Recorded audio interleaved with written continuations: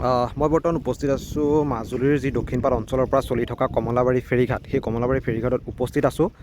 আজি তিনিদিন পূৰ্বে এই ব্ৰহ্মপুত্ৰত জলস্তৰ বৃদ্ধি পোৱাৰ ফলত যিসমূহ ফেৰীঘাটৰ ৰেম্প আছিল তাৰে কিছু ৰেম্প ডুব গৈছিল আৰু বুধবাৰে বিয়লি ভাগলৈকে ফেৰীসমূহ দক্ষিণপাট অঞ্চলৰ পৰা কমলাবাৰী ঘাটৰ ফেৰীসমূহ চলি আছিল যদিও নিশাৰ ভিতৰতে হঠাৎ জলস্তৰ বৃদ্ধি পোৱাৰ ফলত ইয়াৰ যিসমূহ ব্যৱসায়ী প্ৰতিষ্ঠান আছে সেই ব্যৱসায়ী প্ৰতিষ্ঠানসমূহ সম্পূৰ্ণৰূপে ডুব যায়।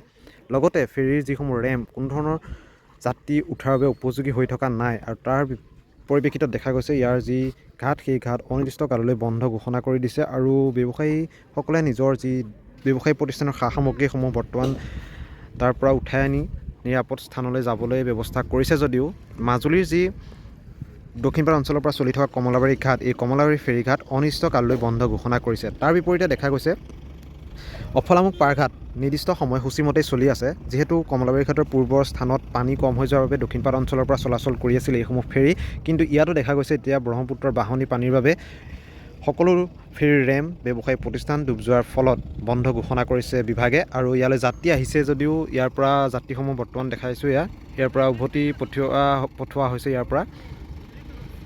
আৰু ব্ৰহ্মপুত্ৰৰ যদি জলস্তৰ হ্ৰাস পায় তেতিয়া ইয়াৰ পৰাই চলিব বুলি কিছু যি তেওঁলোকৰ আভ্যন্তৰীণ জল পৰিবহণ বিভাগৰ কৰ্মচাৰী তেওঁলোকে জনাইছে যদিও বৰ্তমানো এতিয়া কি হ'ব তাৰ কথা তেওঁলোকে জানিবলৈ দিয়া নাই, কিন্তু অনিৰ্দিষ্টকাললৈ পানী নুশুকা পৰ্যন্ত এই ফেৰীঘাট বন্ধ থাকিব বুলি জানিবলৈ দিছে। আৰু এয়া দেখাইছোঁ কেনেদৰে ৰাতিটোৰ ভিতৰতে এই ব্যৱসায়ী প্ৰতিষ্ঠানসমূহ ডুব গৈছিল আৰু এতিয়া তেওঁলোকৰ যি ব্যৱসায়ী প্ৰতিষ্ঠানৰ যিসমূহ লোক আছে সেই লোকসকলে বৰ্তমান দেখা গৈছে উদ্ধাৰ কাৰ্য চলাইছে তেওঁলোকৰ সা সামগ্ৰীসমূহ।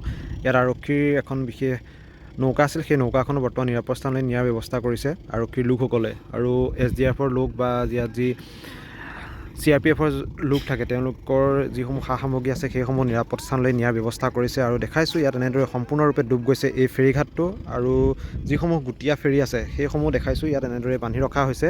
সম্পূৰ্ণৰূপে ঘাটটো বন্ধ কৰি ঘোষণা কৰিছে বিভাগে আৰু জলস্তৰ বৰ্তমানো বৃদ্ধি পাই আছে ব্ৰহ্মপুত্ৰত। এতিয়া ব্ৰহ্মপুত্ৰৰ জলস্তৰ হ্ৰাস নাপালে ইয়াৰ পৰা হয়তো ফেৰী চলিব নোৱাৰিব। বিভাগে নতুন কি ব্যৱস্থা লয় সেয়া পৰৱৰ্তী সময়ত জনা হ'ব, কিন্তু বহাগ বিহুৰ পূৰ্বে দেখা গৈছে মাজুলীবাসীৰ বাবে আন এক বেয়া খবৰ, যিহেতু এটা ঘাটেৰে এতিয়া পাৰাপাৰ হ'ব লাগিব এইসকল যাত্ৰী মাজুলীৰ।